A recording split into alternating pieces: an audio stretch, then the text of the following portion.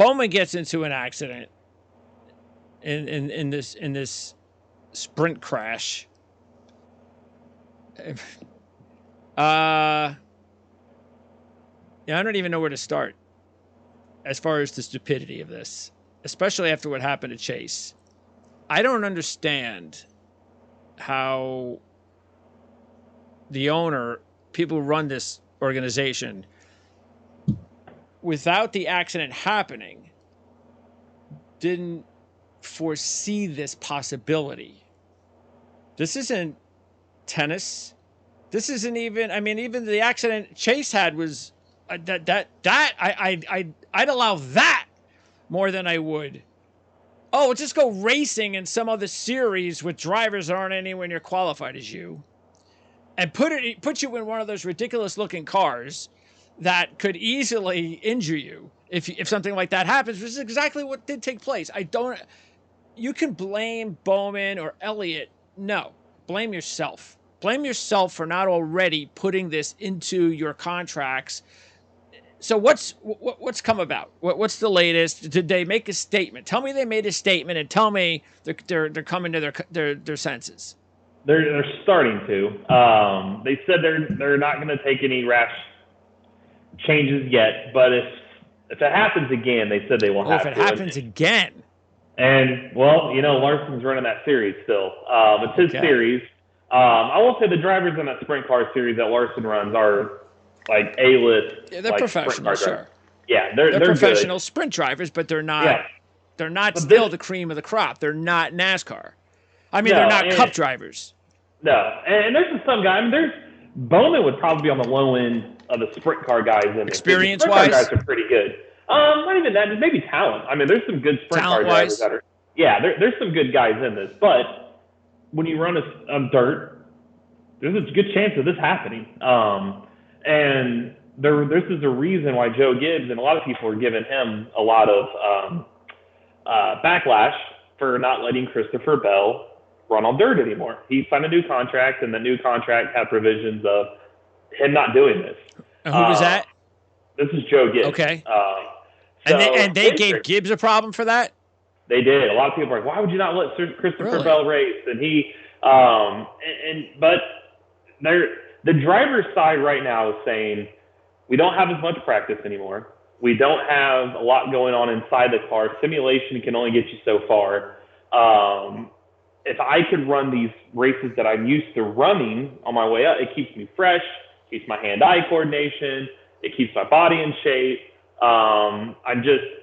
It just keeps me focused for my day job, showing up to the racetrack in a Cup car. So I get that. I totally get that. However, it's the injury thing that could happen, and we've seen it now. Now, granted, Chase's wasn't in a car, but Hendrick used to have a line in the sand. He didn't let his drivers run outside of Cup, because I always point to, look at Jeff Gordon and Jimmy Johnson for most of their careers with Hendrick Motorsports. How many times did you even see him running an Xfinity race? They were mostly just Cup only. And his philosophy was, I'm paying you handsomely to drive that Cup car. I'm not paying you to drive outside that. If you get hurt outside of this Cup car, then I don't have to pay you as well. Hendrick pays really well to the drivers. So he never let his drivers race outside that. Insert Kyle Larson. He took that chance on Larson in 2020 to bring him on board for the 2021 season. Larson's big thing was he still wanted to run dirt.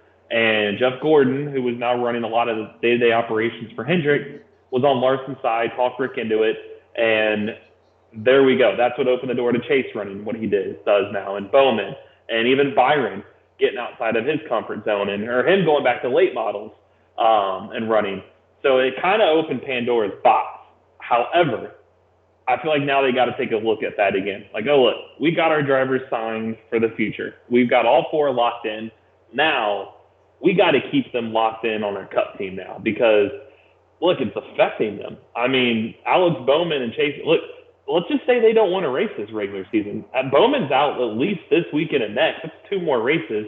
I believe he's 43 points above the cut line, so there's a good chance when he comes back, he's below the cut line.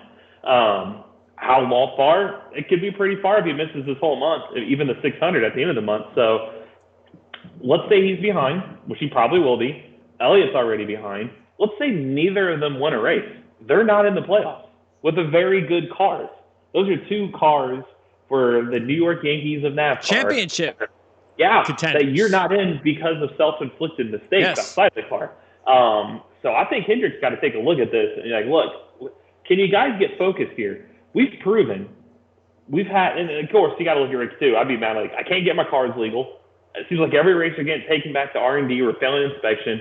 And even still, we're coming back, and we're still leading laps, and we're still winning races. We've won 4 of the 11 races so far. You take the points penalties out of things, we are the championship favorite. If they didn't have the accidents and the penalties, they'd be running 1 through 4. Oh, they'd be running away with it. Yeah. But here's the other factor, too, I look at is somebody might say, well, win a race. Bowman, Elliott win a race. That's all good and well. Let's say they win a race. They should. Those are championship-level cars. People forget that the top 10 at the end of the regular season gets playoff points for the playoffs. You get additional bonus points. They're more than likely not getting the top 10 now. Elliott's not. There's no way he's going to get in the top 10 in points. And Bowman keeps sliding back every week now that he's not in that car. So, and now with Larson running this dirt car series still, he's in Indiana. He just hopped in an Indy car today to do a seat fit for next year's Indy 500. And he's running in Kokomo, I think, tomorrow night. So what happens if he gets hurt now? And, I mean, I feel like he's tempting fate because look how many bad crashes he's had these last few weeks in the Cup side. And now you're going to hop in a sprint car. It's equally not as safe as that. So they could be in some trouble with they could themselves, for stuff outside of the Cup car, be taking themselves out of the championship. And that's not good. That's opening the door to others, and they got to fix this soon. It's almost like, you know what, maybe that's exactly what needs to happen in order for them to learn the lesson. I think so. I think so. They almost need to learn the lesson because I don't think it's going to change. And like Chase Elliott said last week, and I saw his quotes, and he was saying if these injuries didn't, what was he? I'm trying to look for it. Basically, if they didn't occur back to back, so close together, then we really wouldn't be talking about this. If they were like a year apart, like if Chase got hurt this year and Bowman next year, we really wouldn't be talking about it. But I still think we would, because that'd be still 2 times you're taking yourself out of a car that could win a championship, because every point still matters. I know the regular season, we talk about winning and the onus on that, and we're going to have, really to get in the playoffs, you're going to have to win, but you forget the aspect of the top 10 in points. Yep. That's still a thing. And we see in the playoffs, making it from one round to the other can come down to a single point or two. Those playoff points that you carry with you could be that difference. And if you don't get them in the regular season and then beat in the top 10, you're really giving yourself no shot. Christopher Bell last year, I looked it up, was the only driver outside the top 7 in the points going into the playoffs that even made it to the championship 4. So these guys are going to be playing from behind, and the trend shows since 2014. Nobody's made it outside the top 10 into the championship 4, and that's where these guys are going to end up. There's just no way they're going to get even higher because of where they are at points. So they're really shooting themselves in the foot the more and more time they miss. So really, I mean, you see it in stick and ball sports. You see these other athletes like, hey, during the season, I am locked in. I'm not going out. Yeah.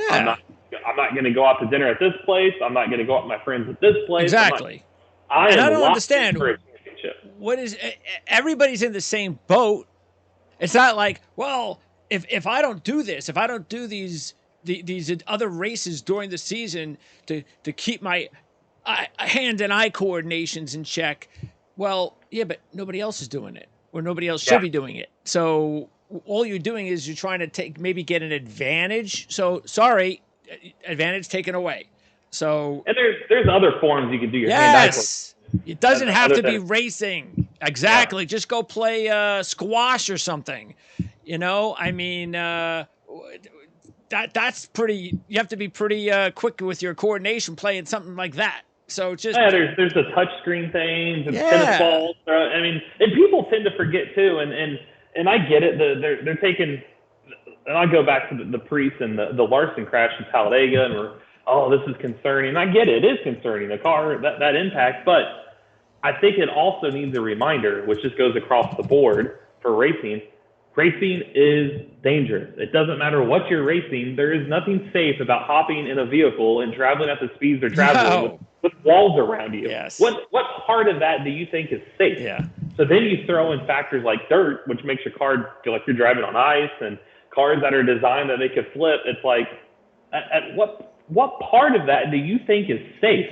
There is nothing safe about racing. You're never going to make this a safe sport. They think they're vulnerable. They think they're unvulnerable. They're young. That's why Hendrick is supposed to be don't let people talk you into it. You're the boss. You've got all these years of experience. They're wrong.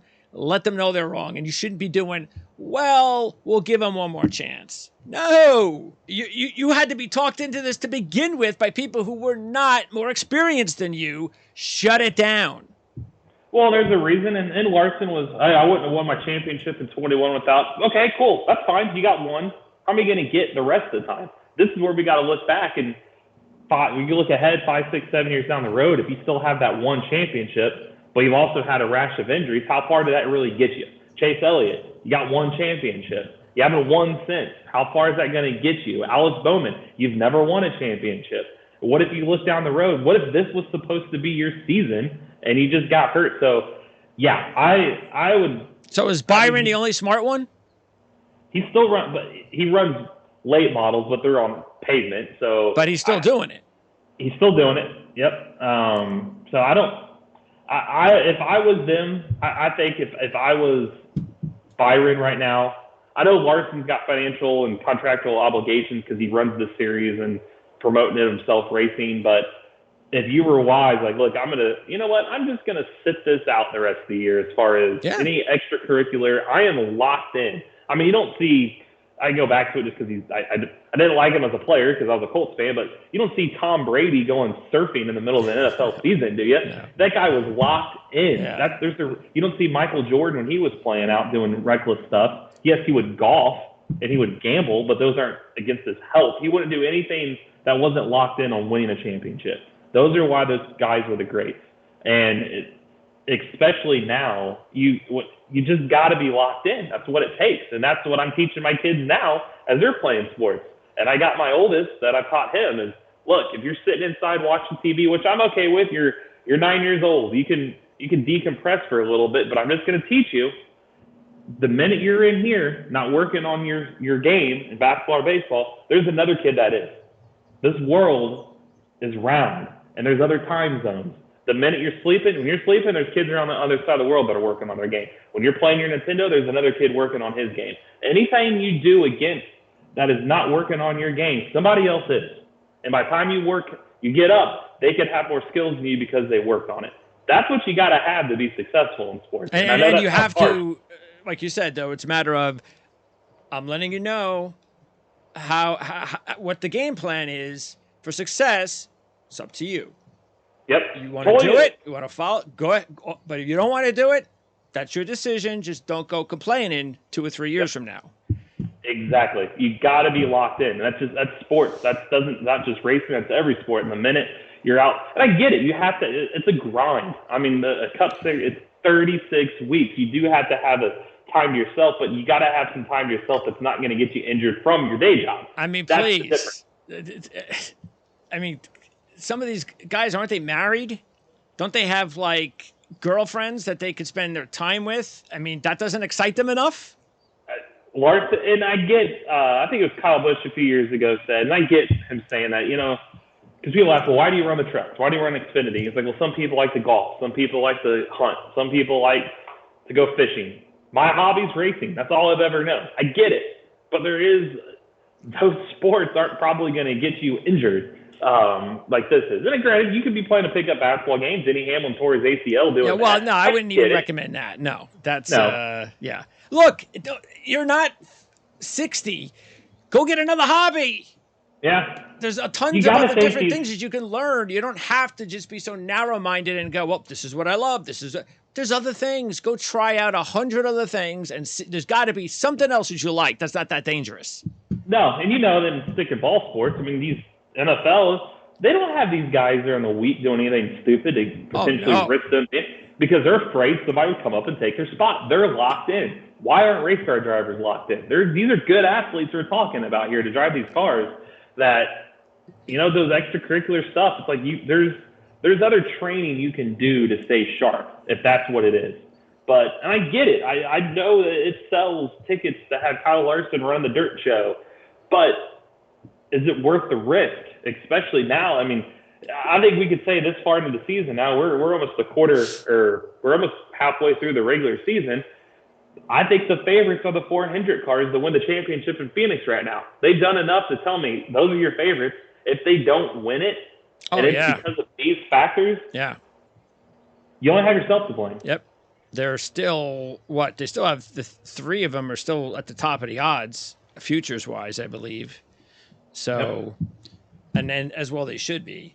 But, they'll have nobody else to blame but themselves if they can't. Well, you got to look at an example. And one of the reasons I'll tease ahead of ourselves, I didn't choose Chase Elliott for this weekend, is he's been back for 3 weeks. 3 very good tracks for him these last 3 weeks. Martinsville, or Talladega, Martinsville, Dover. He's really good at those places. He doesn't even have a top 5 in those races. So he's hurt himself coming. It's like Bowman. He's out for, they said, at least 3 to 4 weeks. Which could mean 2 months before he gets his groove again, if he does. He's not, and he's not in the car giving data back to help this car get better for down the road later in the season. They're not getting that. It's very troublesome for not just when they come back, but for the future, because this weekend, Kansas, it's a playoff track. Bowman's not going to be in the seat to give you playoff data for it. So, there's a lot of factors, not just short-term, but long-term, that they're missing out on.